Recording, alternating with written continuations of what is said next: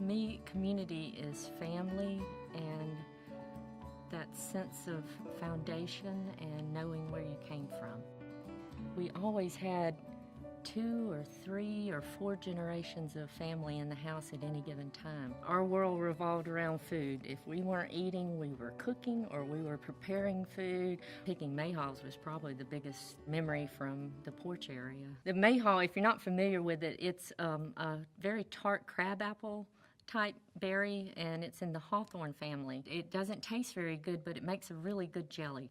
My mother's dad picked mayhaws, and then my mother would pick with him. And then when my grandfather passed, then my mother would go and pick, and I would go and pick with her.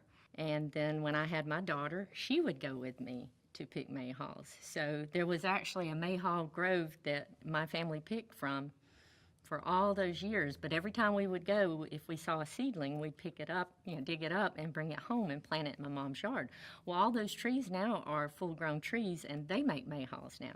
You have to pick when the picking's good. And that's the one thing I've learned from growing food and harvesting food is an appreciation for the timing of nature and the seasons of life. There's a time for everything, and if you don't go and pick the mayhaws when they're ripe, you'll have to wait another year to get more mayhaws. My mother had been very, very sick for about a year. This was several years before she died.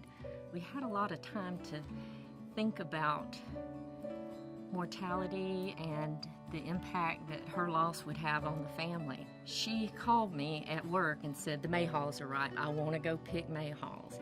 And she was so sick and so frail.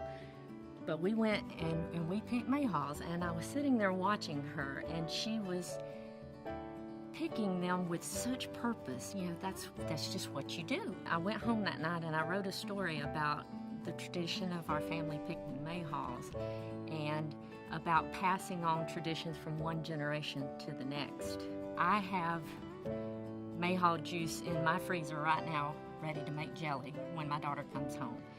And I've seen my daughter making mayhaw jelly from my mother's tree. So it's good to know that at least for one more generation, we're going to keep that particular tradition alive.